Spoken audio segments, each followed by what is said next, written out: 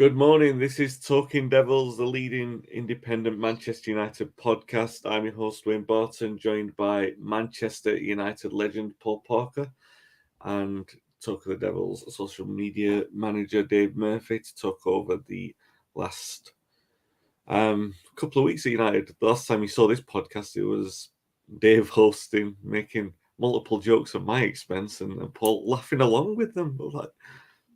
And I joined in the comments. I was here. I was just respecting my host. That's all I was doing. And to be fair, we have a lot of material, so you can't blame us. Yeah, you do. How are you doing, Paul? You all right?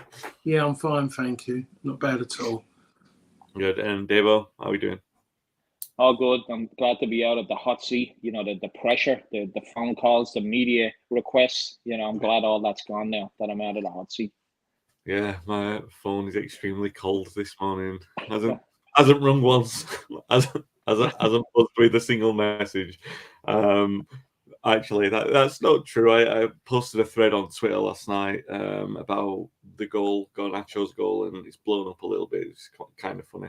I put a list of great goals, seismic goals in United history, kind of goals that if they were a great player and it was a great moment and it had something which elevated everything, I tried to include that moment on the list. I inevitably missed a few. I was sort of like rushing it through just to post it, really. I had a lot of people sort of saying, "Oh, you missed this one, you missed that one," but that's part of the fun of the conversation, right? I definitely missed a lot. Missed Norman Whiteside's goal in the 1985 Cup final. I've just missed Paul Scholes off the list completely, which is unforgivable. Considering the number of goals that he scored. But you had a few people that saying, "Oh, you missed this Rooney one, you missed that Ronaldo one." The point was to find the moment of one player, really, and sort of like use that as the definition point, because that's the point with the Garnacho goal, is that I can't imagine, maybe there will be, it's just such a high bar. I don't mean this as a criticism. When you've done something that's that extraordinary, like David Beckham, really, you always go back to 96 and that goal from the halfway line, and he did some incredible things after it, but it was so different, so extravagant, and it launched a star. And we've been waiting for that moment from Garnacho, and maybe there will be more moments of inconsistency and frustration, but it's difficult to see how you take him out of the side after something like that. Anyway, we'll get into that. If you're watching live on YouTube, feel free to subscribe, get your comments and questions in if you're watching. If you're watching the replay as well, do comment and reply. We reply to the comments. I mean, if you're listening back on the audio podcast, if you can subscribe and leave a positive review on the platform you're listening on as well. Johnny jumps in the comments, says, "Morning, gents. Catching this late. What have I missed?" Well, you haven't joined us late. We're 3 minutes in, John, and all you've missed is me rambling for 3 minutes. No one's got a word in yet. What have I missed? Garnacho's is the best goal I've seen for this club. I'm 45 years old, so I've seen a few. I'm roughly the same age. Dave's a few years older than us both. Sorry about that. Weeks. You haven't missed anything. We're going to get straight into the goal now. Dan as well. Go. I'm not going to do this. Garnacho goal versus Everton yesterday. Paul Parker's versus Reading in 1996. Paul Parker's against Spurs in 93. Very, very good goal. But I've made enough fun at Paul on this podcast with a Reading goal, as good as it was.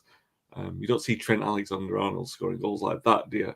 So, his goal the other day was all right. There's no Paul Parker against Reading. Anyway, let's talk about Garnacho's goal. A couple of minutes into the game.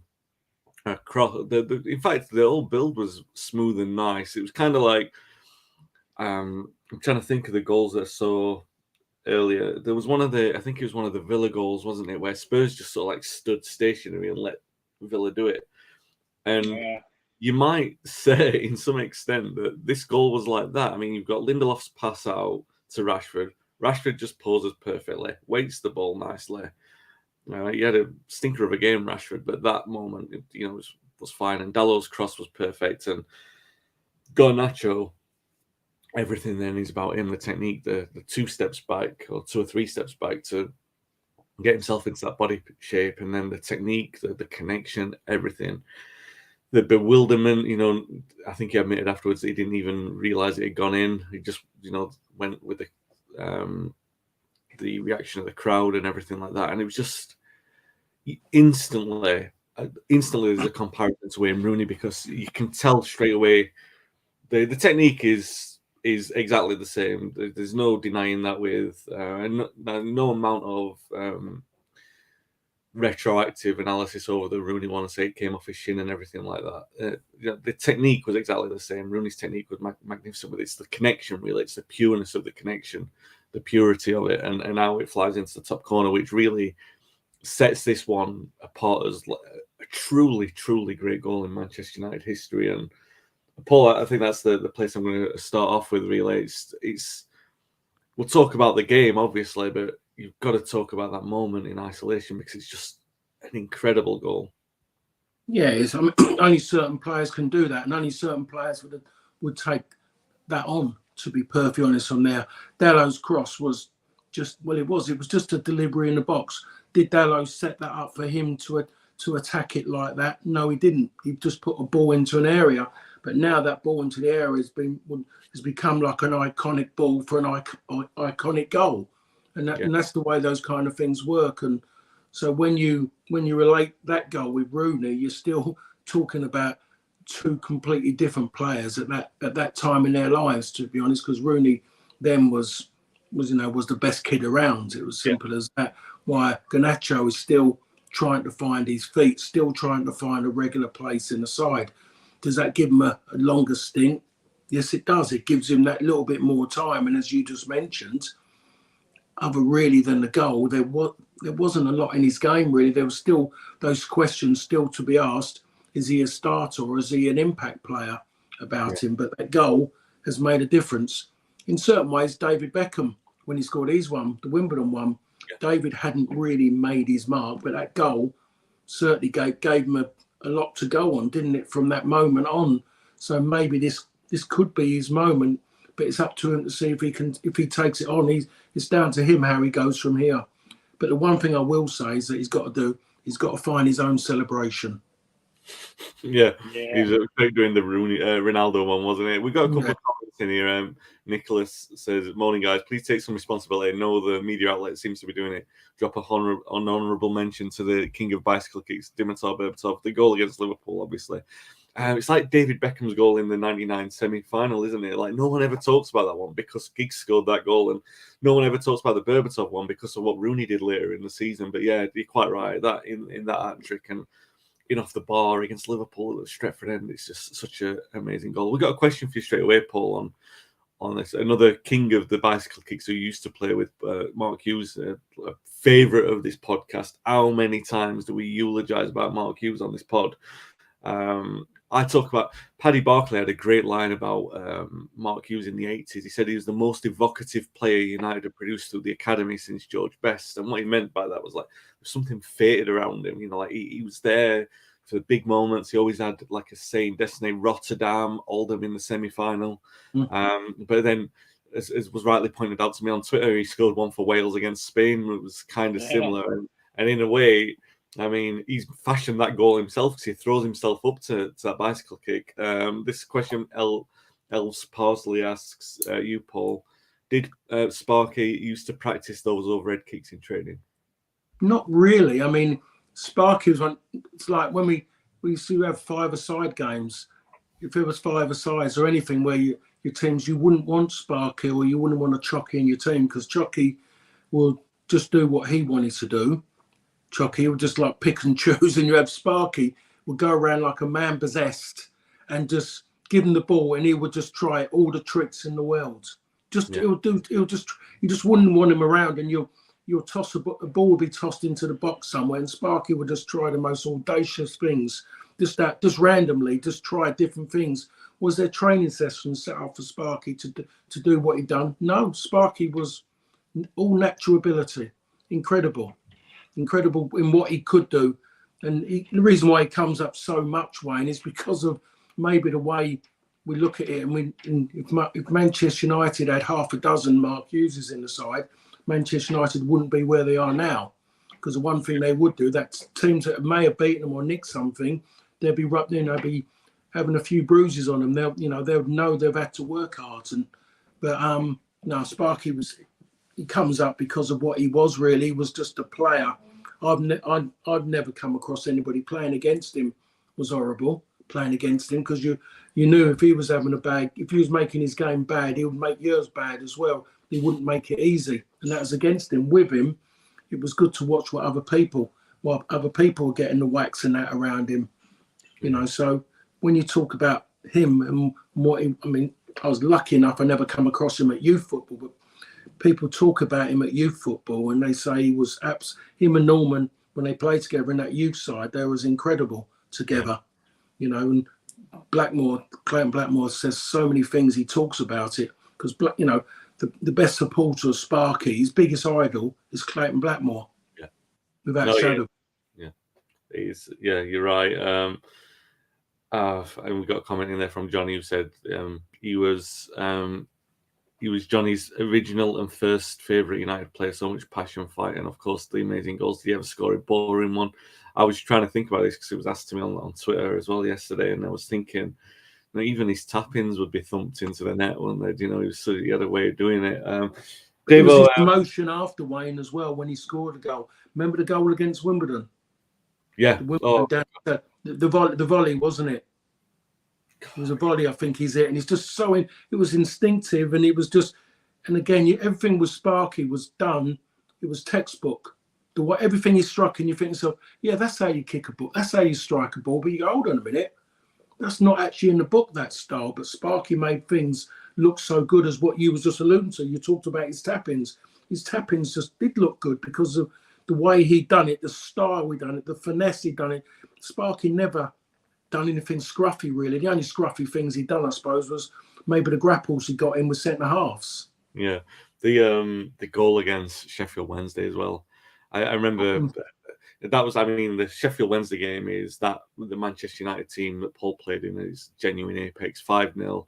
All goals were just incredible. There's one where Cantona lets it go across his body, and I think Paul plays a big part in the build-up for that one. Yeah. So the one you're talking about, Spark, is the one that comes over his shoulder and he's running through, and he pings it and hits the underside of the bar. Yeah, about 35 yards out. And I always remember the commentary on it. The commentary, obviously the commentators are paid and they're waiting for that moment to wax lyrical, but the commentator for that one just goes, wow, like Alan Partridge.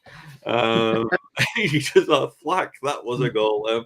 Dave, we can talk about Mark Hughes for another 40 minutes. I'm quite happy to do that, but we've got to talk about Garnacho's goal. Where talk me through your experience of watching it and where it stands for you in terms of the great goals, because he's right up there, isn't it? I was thinking about this last night. Where does it stand amongst the great goals? And obviously with great goals, they have to be in two categories. One is how important the goal is. And obviously we've had bigger and more important goals than that in the history of United. But where it stands in the greatest goals that we've ever scored, it's up there in the top three. Has to be. We're lucky as a club that we could have a list as long as your arm of absolutely amazing goals. But that's been coming from Garnacho, I believe, for a while now. I've been championing for him to start.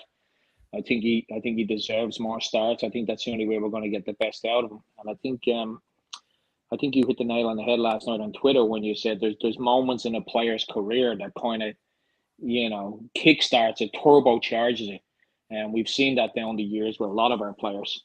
I think this could be the moment, because for the rest of the game, Everton were terrified of them. They really were. They just kicked lumps out, and I haven't seen a lot of that from the opposition on Garnacho, because I don't think they deemed him as much of a threat, and that's justifiable because he hasn't really set the world alight. But I think on Sunday that goal could be the platform where his career really kicks off. I think we're a much more balanced side when he plays on the left and Rashford's not on the left. Even though Rashford didn't have the greatest of games, I do believe he played a lot better than he's played in recent weeks. and maybe he's starting to kick on as well. I mean, that weighted pass at Dallo was absolutely fantastic. There was a few other things I was happy with for Rashford yesterday. I'm one of his biggest critics at the moment. But I mean, the goal itself, right up there with obviously with Wayne Rooney's and right up there with Giggsy's against Arsenal. That goal will go down in history. I mean, I said it last night. It's the goal of the decade, not the season. You're not going to get a better goal than that. You're really not. I mean, we could spend half the show talking about Sparky's goals, but that was just unbelievable. It really took I couldn't believe it when it went in, because it was that moment of what the. I mean, you just it stunned you, to be honest. Because if we're being honest, I'm not so sure Dallo. I don't think the cross was the best. I think it was behind him, and that makes it even better, because it wasn't a pinpoint cross, and to adjust his body and to be, and let's not forget, he scored it against England's number one, who didn't even have a chance because it was top corner. Yeah, it's. I've been trying to put into words what that was yesterday, but for me, top three without a doubt in United's history as greatest goals.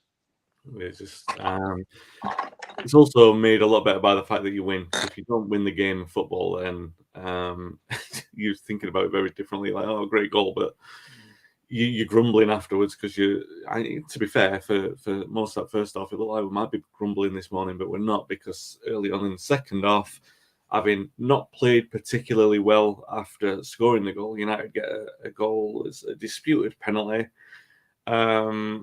Disputed in the fact that it was firstly awarded as a yellow card for a dive at Martial, and then it goes to VAR and they check it, and Young's left his foot out. And I know, so I'm talking to you both, that you've got different views on it. Dave, you think it's a cast iron, and Paul, you're not. I mean, I was of your camp, really, that felt like, I think it was a penalty, but I think he definitely played for it. Martial, I don't think he was going to get the ball, but Young is committed, and that's, it is what it is. But then that changes the game completely, because United get that second goal. Bruno gives the ball to Rashford, which is a decent thing to do. Rashford, I'm still panicking, thinking, God, to play along confidence like this could go very badly, and it didn't. And then Bruno, obviously, very good assist for Martial to score the third. United, I haven't even mentioned Kobbie Mainoo yet, which maybe we'll give him his own separate part. Paul, in terms of the 3-0 win, what did you make of everything that happened after that Garnacho goal? I would just say that it was always going to be a difficult game, because of, first and foremost, is Everton's situation. All it was before the kickoff, all the talk was about. No one really talked about the game, and it took a lot wasn't mentioned. That was a big game for United to go to Goodison, because on the last few occasions it's been poor, and poor. I think that's all it's been at Goodison. I still remember, the 4-0 with Ollie, last game of the season. Yeah, and things, and it's been made very difficult. And Everton, in a way, yes, they showed their feelings towards what has happened to them. I think that took away that kind of that hatred. Every time United have gone there, that side of it, in my opinion, wasn't there. That fire in the belly with the fans, which they give to the players on the park. And to get that goal so early from Garnacho, that made a difference. And then to keep that lead, and then the penalty, the second one, was the one that broke the camel. There was no way back from after that, because to go to Goodison and score 3 goals, it's a rarity. Not many teams go there and actually do that to Everton. You look at most games of Everton, you generally normally get no more than 2 goals in the game. They don't give a lot away. They're never going to score a lot of goals. So to go there in this current climate for United, for me, it's a great result to go and do that. To go and score 3 goals before a Champions League game, I think it's important. A good performance would have been better, but at the moment, with everything that's going against United, it's what's happening on the pitch, what's been said by everybody, and then you look at their position in the league, and you look at everything, you turn around and say to yourself, well, things aren't that bad on paper. It's just that bit underneath where you look at the club as it is, and you say that's the only thing that's wrong really, is where the club is at this moment in time, and the performances on the pitch, and I'm just fed up of hearing everybody being an expert on Manchester United and wanting to keep saying all the time, oh, they've got to get rid of the manager. I still can't get that in my head. Why would they go and do that, and what the circumstances he's had to work under and what he's managed to get out of it at this moment in time? You couldn't get a better manager for what he's having to do with what's on his back at this moment in time. He isn't managing a side that sits mid-table or is always fighting relegation. He's fighting with the biggest club in the world, with all that goes with it and what you have to do.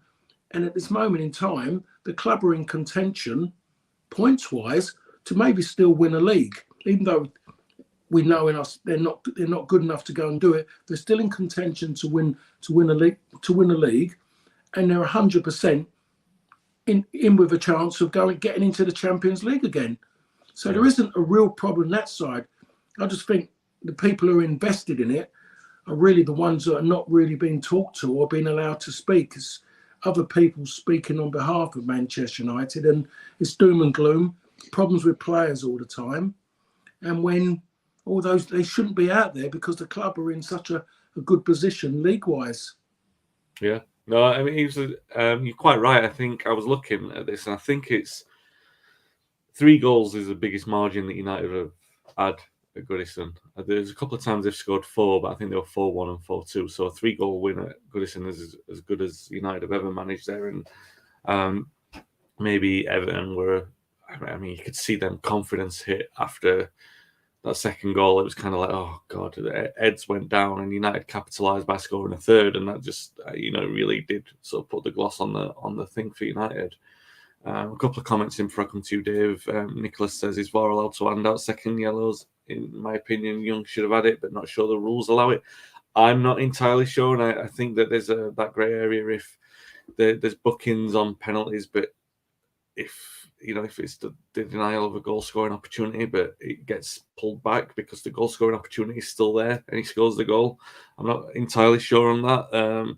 I actually thought less about the foul and more about the complaining afterwards that Young put himself at risk because he didn't shut up after, and he got taken off eventually. Patrick says, morning all, perhaps I'm a Grinch. I thought it was poor leadership to give Rashford the penalty at that stage. We're already 2 or 3-0 up.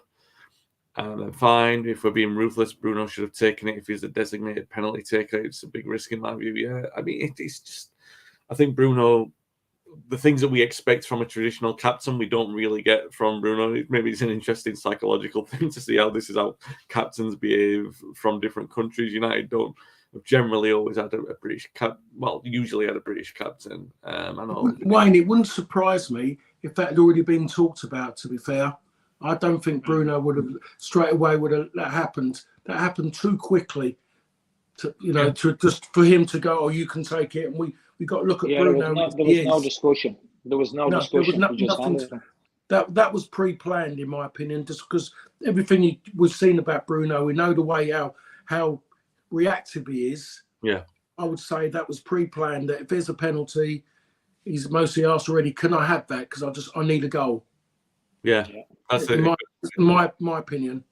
And he did it, and I don't think it's considering he scored it, I don't think it's a massive talking point. If he missed it, it might be a different one. Patrick says, I agree with Mr. Parker. Some of the anti-Ten Hag drivel is ridiculous. One of the things I miss about Fergie is the banning of certain journalists for looking for a problem, i.e. Varane not starting recently. Yeah, good point. Ten Hag's definitely had the critics. And to be fair, I know Paul just said there, Dave, about United being in contention now. And a couple of weeks ago, with I always look at it from this point of view. With a complete complement, I can see United challenging in any game. Really, I can. But then when they don't, when we miss 2 or 3 players, even 2 or 3, the drop off is so significant that we can struggle to contain any team in the league. It's where the drop off is so significant, really. But the one thing that has encouraged me in the last couple of weeks is we were hoping, and one of the things we said on one of the podcasts was, with this mess of injuries, Ten Hag needs to start finding solutions.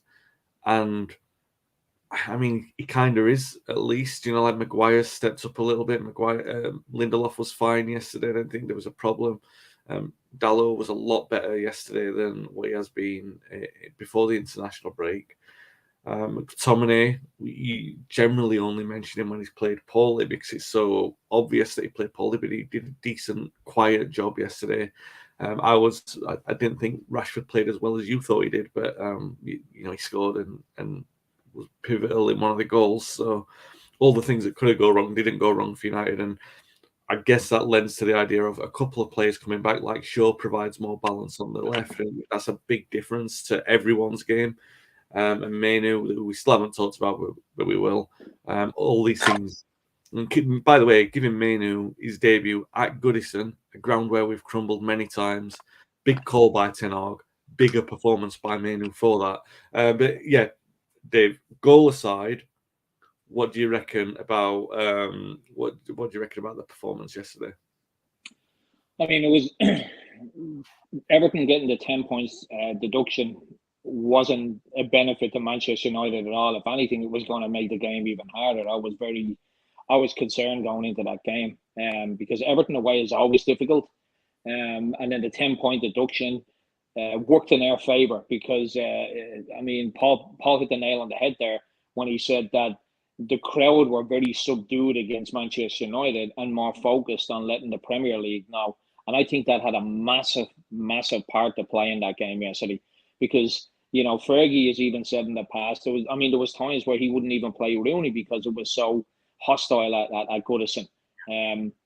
So, going there was always going to be difficult, but I never thought of it that way until Paul said that, the crowd was just not focused on Manchester United, which was a benefit to us.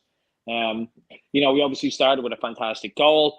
And then for me, it was and I've been very critical of this player, for the past few months, but it was the Onana show. I mean, we haven't mentioned him yet, but in the first half yesterday, he was absolutely fantastic. I still think every now and then there's a blunder in him still, but he was absolutely fantastic. He kept it at 1-0. Having Luke Shaw back you could just see the instant improvement in that team. Like you said, it's a more balanced side. That left side was just more secure. There was just more freedom up and down that wing. But I think going to Goodison is always going to be a tough game. But winning 3-0, I never thought that at the start of the game that would happen. I thought we'd get away with a draw. But the Bruno situation, you know what? I know Patrick said that, it was poor leadership. I actually think it was the opposite. I really do.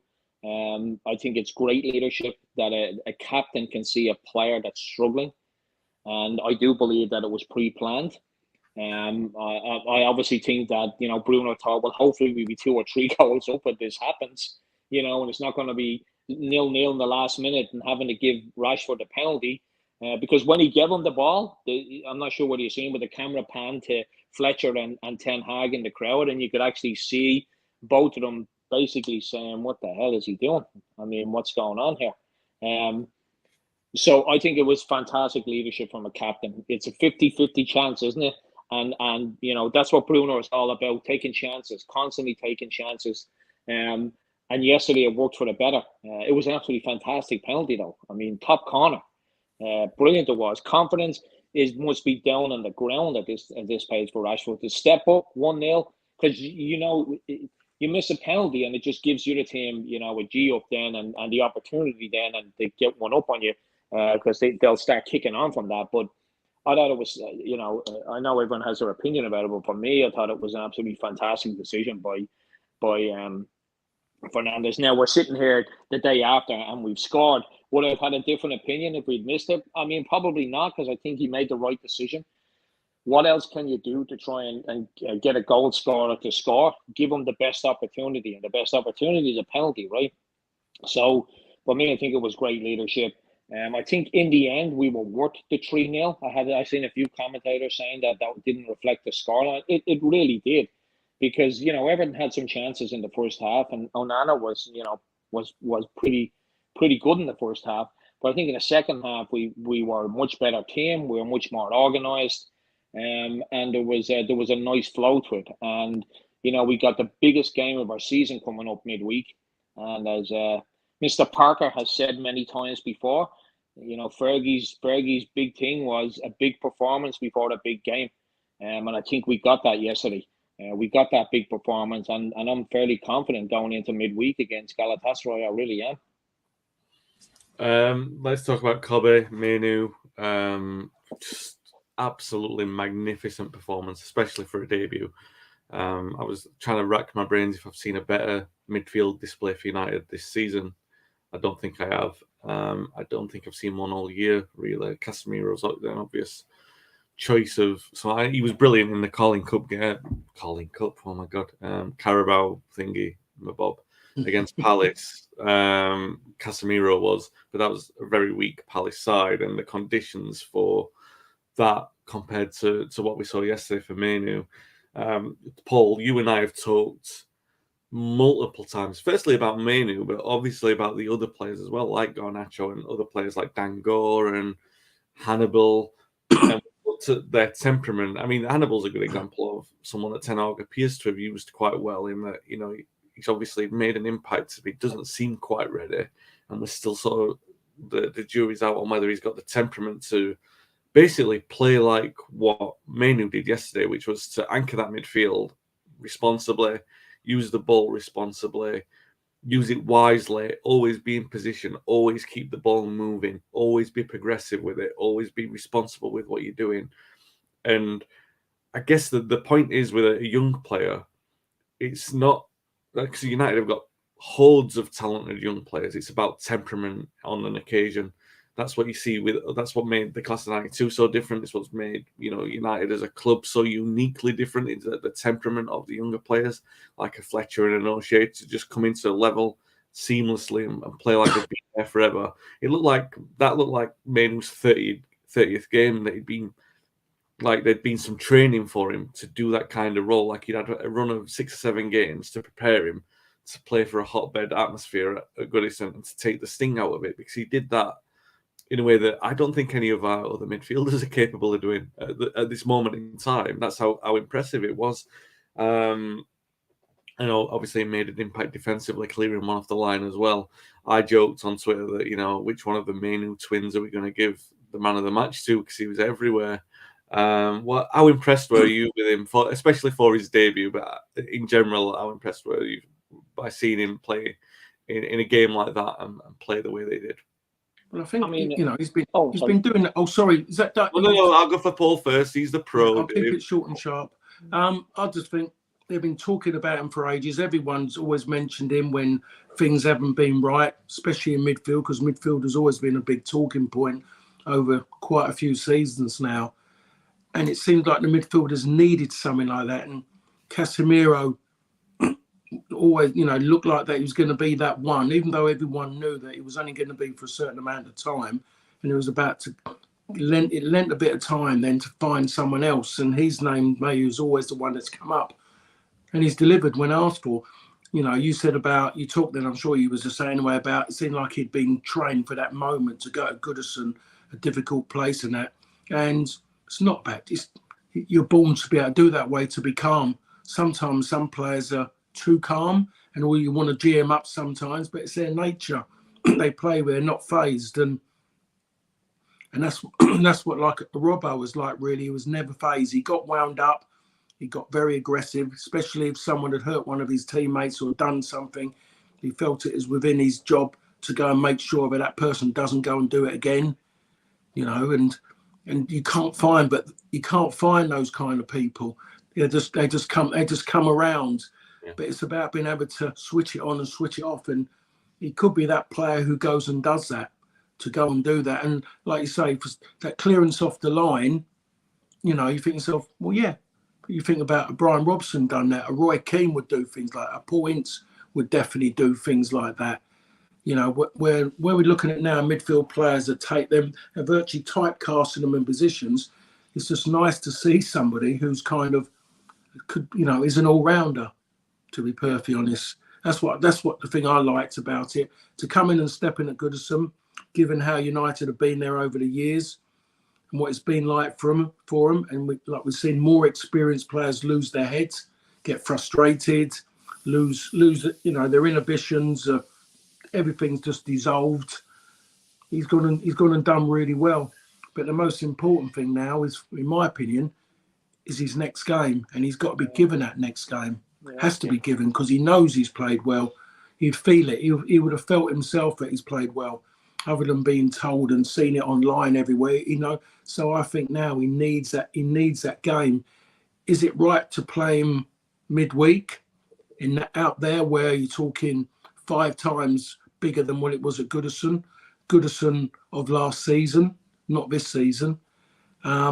That's the one the manager got to make his mind up, because that's enough to test any player, what they're going to go into there. So I really like what I saw, and the kid, he's going to do it. He's going to crack it without a shadow of a doubt. There's been players, and I talked about Hannibal of late. I like what he done during the bad periods, the Burnley game, where he played really well, but always felt that he's the one at that moment in time. But was he going to be the one after everybody gets back and the manager gets what he wants, that one to make the mark? I would say I'm not sure, and I'm still, even gone even lower than that now. It's going to be a tougher one for him. But I think this lad, he's going to be a starter, in my opinion. Yeah. He has to be. Everyone's been talking about him. It's that opportunity, and I think the manager now, just the way things are with him, common sense says to give the youngster a run. Everyone has been batting for you as a manager. They've stood by you because you deserve that, because of the way you've handled everything, and everyone knows what the strife is in. But I think to go and do that now, he'll gain even more respect off of the real Manchester United fans, because he's doing something that Sir Alex would have done with a young player. He would have given them an opportunity. If that lad goes and grabs it, that lad has taken a place. And I've got to stop there because I'm starting to think about Gary Neville, and I don't want to get emotional. Yeah, I know.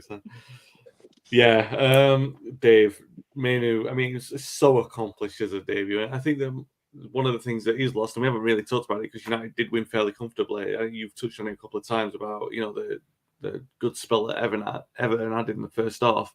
But the thing that really shone through about that is that Manu was the composing influence. He was the one who calmed everything down. And when he got the ball, he's kind of like, all right, what do we do to move forward? He's not panicking. He's not saying we take the safe decision.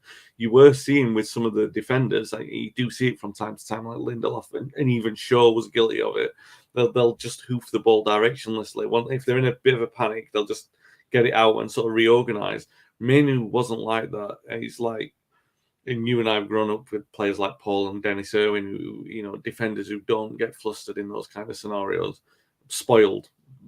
It's the reason why they're some of the greatest defenders to play. So I'm not criticising Shaw and Lindelof for that. What I'm doing is praising Manu and his temperament by what he was able to do in there. Because now you're looking at him and thinking, all right, there's definitely an argument for Casemiro coming back in.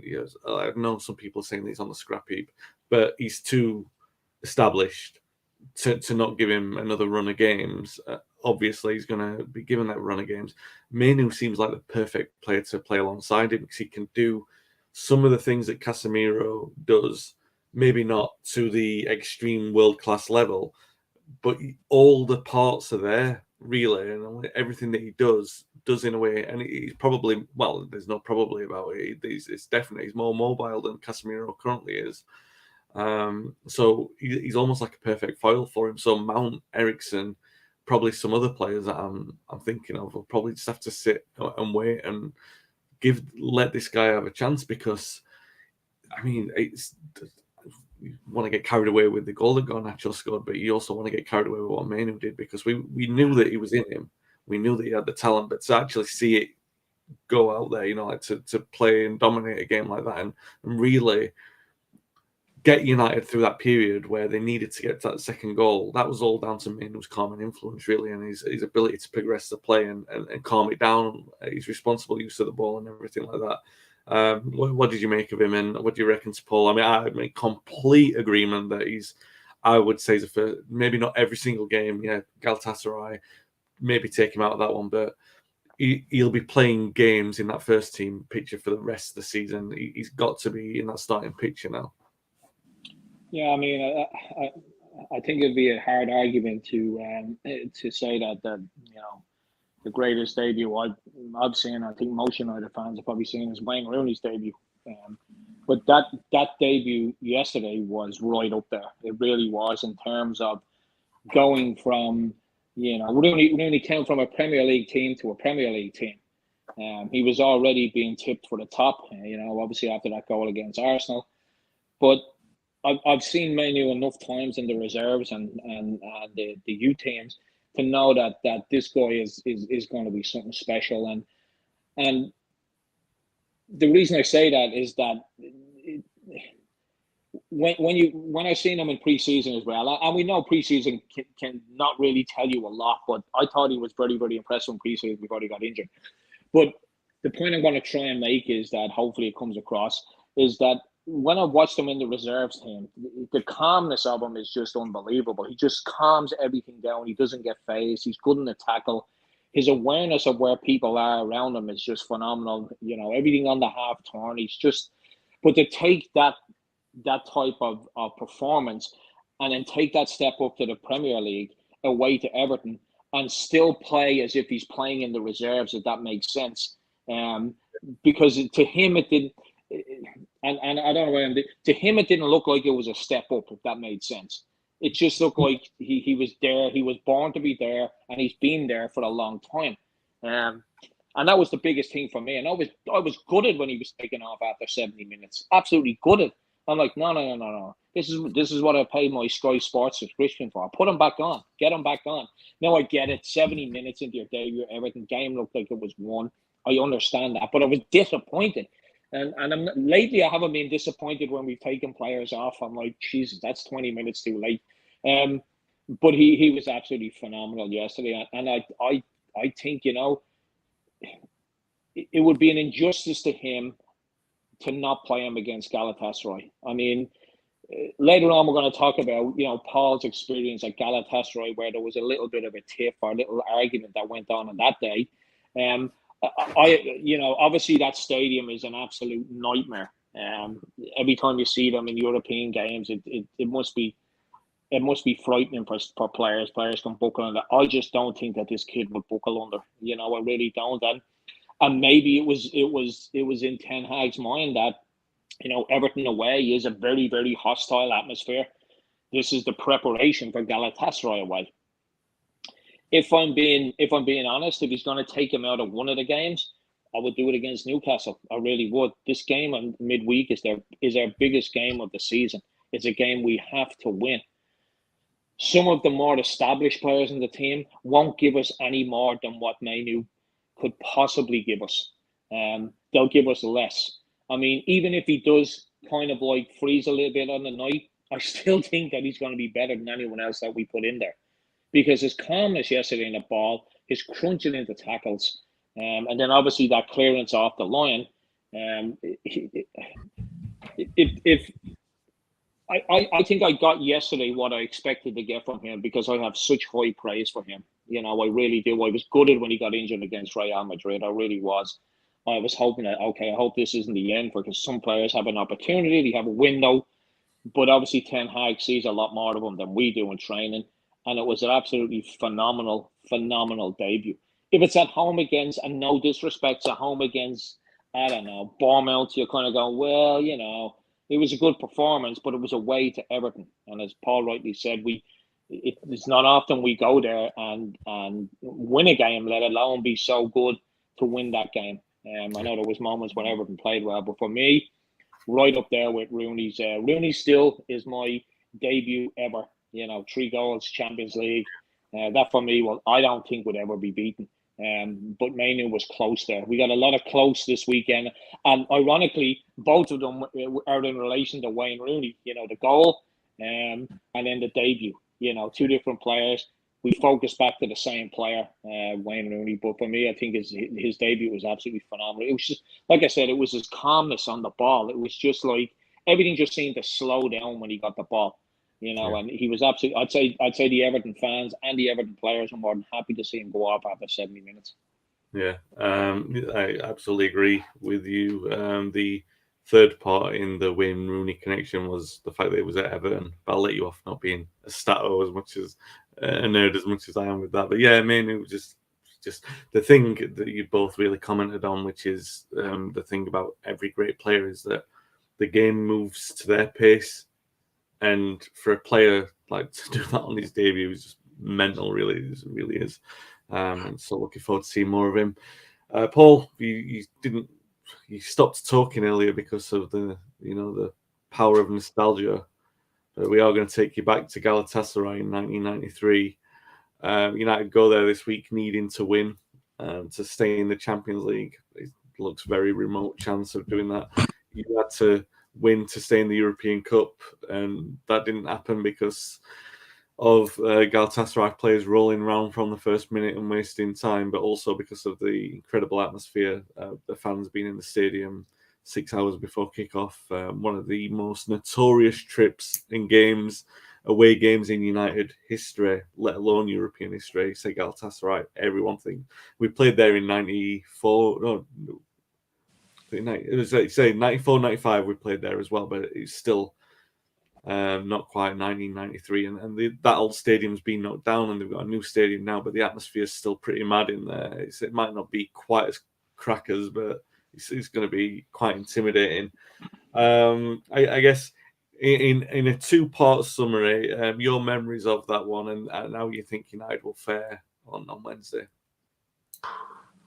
Well, that one, I mean, the memories just start from the moment the plane landed. Really, it was just crazy. It's just like virtually the airport decided that that everyone could try and get as many people into the airport as possible to abuse people coming on a flight from Manchester.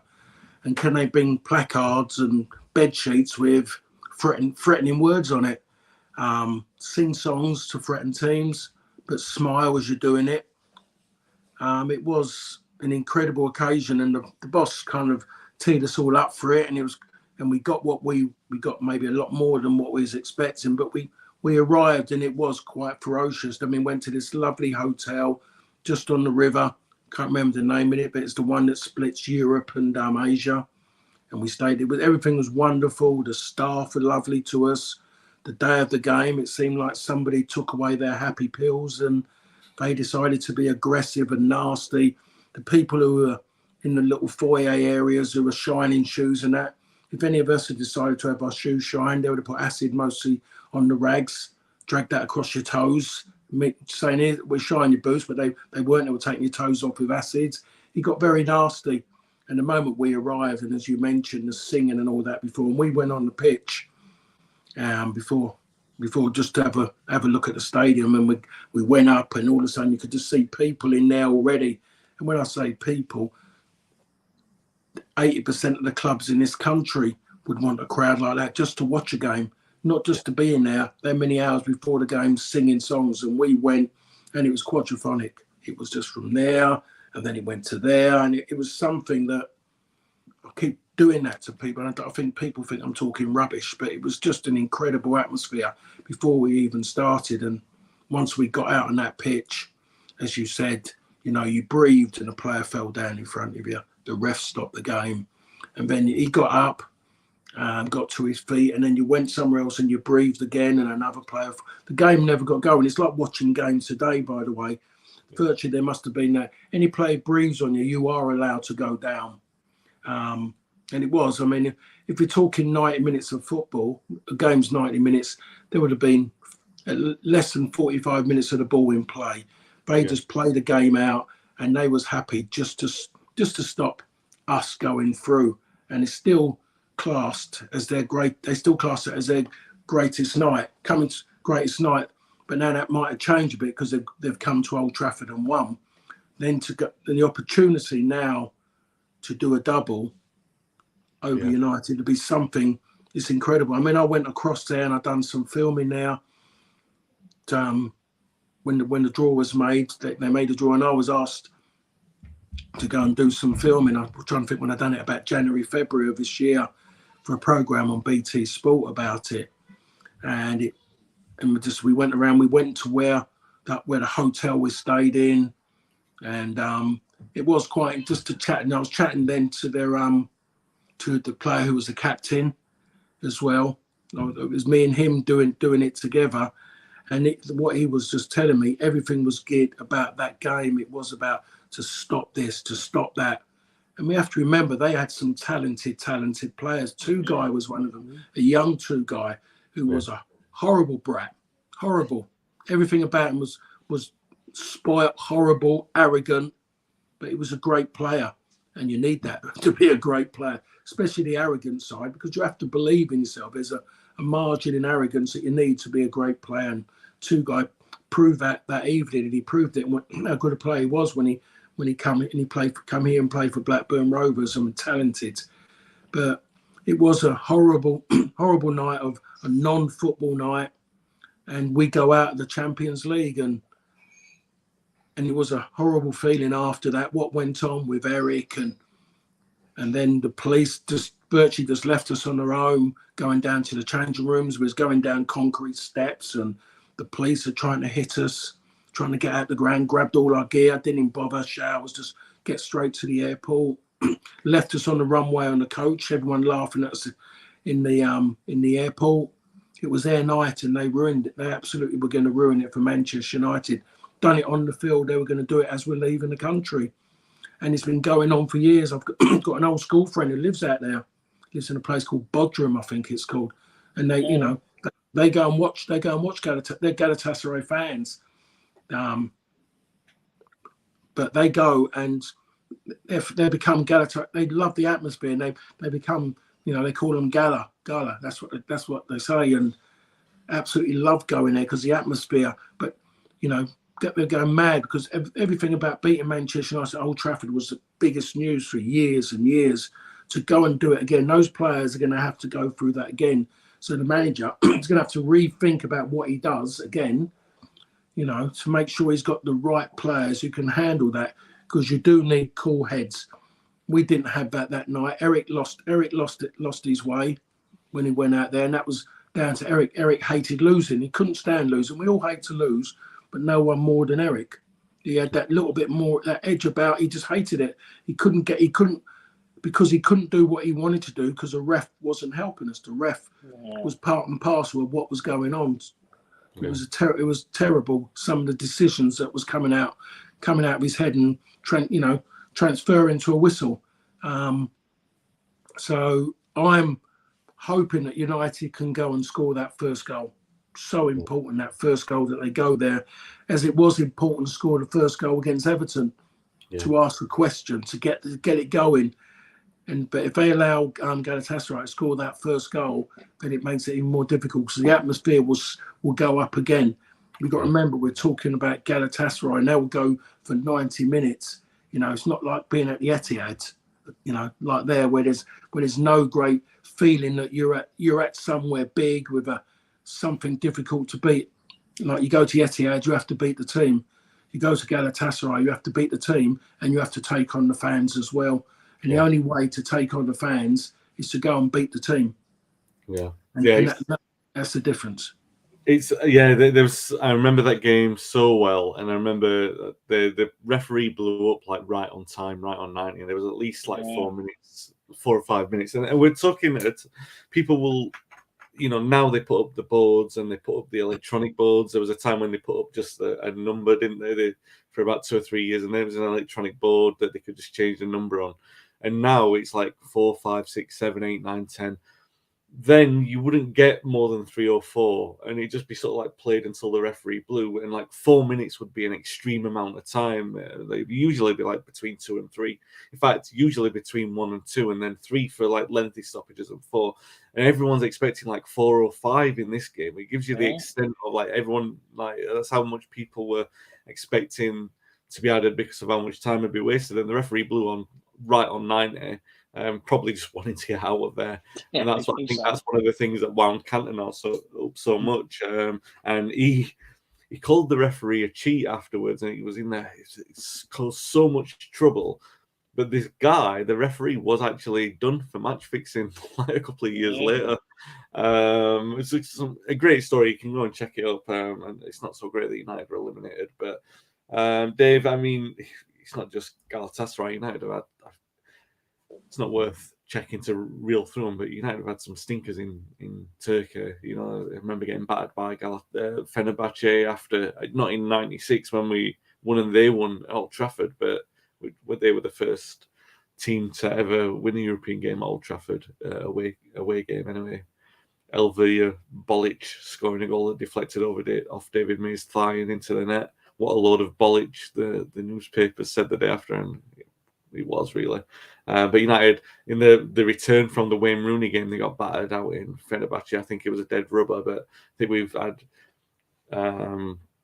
Galatasaray. We've played them since in the new stadium, I'm pretty sure, and we've played Bursaspor, Istanbul, when Rafa was playing for them, Başakşehir a couple of years ago when they won out there, when one of the when they had the corner and the goalkeeper Henderson was sort of left exposed and they ran and scored from that. So United do not have a great record in Turkey. They need to win to keep their hopes alive in the Champions League. And I've pretty much resigned myself to the fact that we won't be in the knockout stages, and it's about whether or not they get the Europa place, which is, definitely not something to take for granted as well.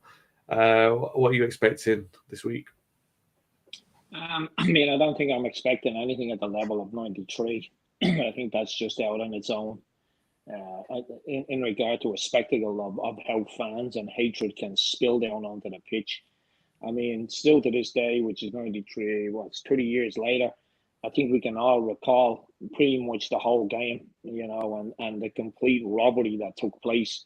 And no surprise that a few years later that referee gets done for bribery. It also it also reminds you how insane Eric Cantona is that with all that spilling down onto the pitch and the riot police and all, he still wanted to take on everyone in that stadium. He wanted to take on everyone and anyone that came forward. So, that's why we loved him, and not just for his football, but for the pure adrenaline that he had, and for as Paul said, he didn't want to lose in any circumstances. And, some players will go to a stadium like that and you may see them,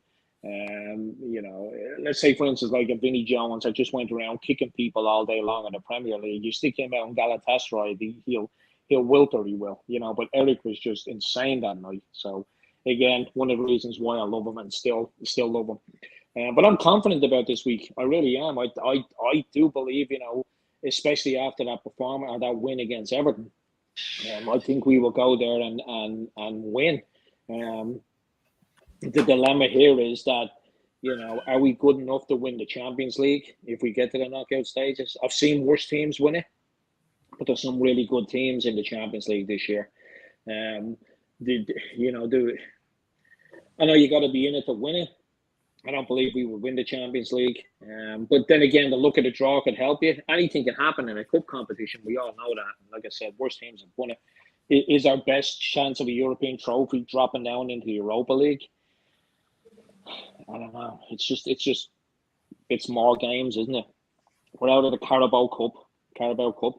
If we go out of Europe, it gives us a good run at the league and the FA Cup. And I know, every team goes into every competition wanting to win it. But there is certain competitions where you kind of look and go, well, I would sacrifice it.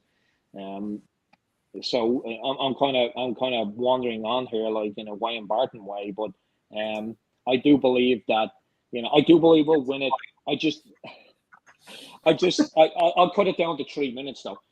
I just don't know whether it's going to do us any good going through the knockout stage or going into the Europa League for the rest of our season. So there's some good teams in the Europa League. We know that. The finals here in Ireland, so I'd be happy if we got there. But I do think we will win. I do believe that, but I just don't know how much of a benefit it's going to be for us going through in the Champions League if we do go through. I'd rather not. I'd rather just go out of those competitions altogether. If it's a choice between the Europa League and going out of Europe, I'd rather just go out of Europe. It gives us a better chance of getting Champions League qualification for next season, because we can. Purpose to do this again? To do you know what I mean? Do you just go through that exact same process of losing 3 or 4 games and then go, oh, well, I hope we qualify for this again. Do you know? Yeah, no. I just think, you know, in our current situation, the way we are, and with the players that we have, I don't think it's going to do us any benefits to go through to the knockout stage and get eliminated then. To add more games, I really don't. I just don't think we're good enough to win the Champions League. And the Europa League's a massive distraction. It really is. That Thursday night, then Sunday game, then Tuesday game, then Saturday.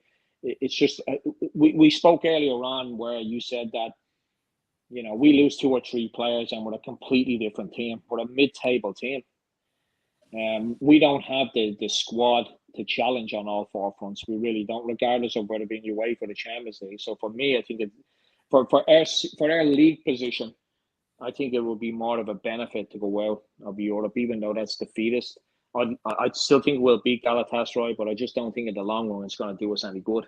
I do believe that the Champions League is our priority to get back into it. We'll have a much stronger team. We'll have a bigger squad, I do believe. I think Ten Hag, you know, it's a different season if he has a fully fit squad. It really is. You can see that. You can see as each player comes back, we're getting better and better. Martinez is back in training. I think they've super glued Varane back together again for another few weeks. Højlund wasn't fired off playing this week. He may be available for Wednesday, and then obviously Newcastle next weekend, Saturday night. So we're not that far off. We really aren't of putting a good run together. And as Paul said earlier on, it's crazy to think that all the criticism United have been given, but we're only 4 points off towards spot. You know, that's the madness of all this. So a fully fit United squad, I think we'll climb up that table. I'm just not. I still think we'll win this weekend or this week against Galatasaray. I just don't know for the season if it's going to do us any good. So. I think it was Fergie who said that the standard of this club should always be to get to the knockouts of the Champions League. And it's an interesting one. Do you, knowing that we're probably not likely to win it, still hope that we qualify? Obviously, you've got to think that you want to win every single game of football. It's going to be interesting for sure to see what happens with that. I don't think we'll preview Newcastle today because we've run over an hour and the guys have given me too much of their time already. And I guess very quick summary in a Dave Murphy way: Newcastle tough, midfield tough. Maybe we'll buckle under the atmosphere, which is much the same as you could have said for previewing this game against Everton, and at least we won that. A lot to look forward to the week, and you know, the players are coming back. Things are looking brighter than what they were a few weeks ago, and I was quite pessimistic after the run of some of the performances and defeats, and thinking, you know, even Champions League qualification looks way beyond us because we had too many injuries.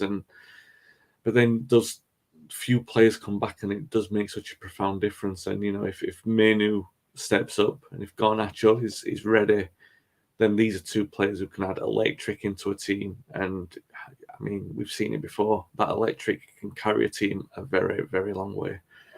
Really appreciate the guys being with me this morning. If you've watched live on YouTube or Facebook, if you can still get your comments and questions in, because we reply on the replays.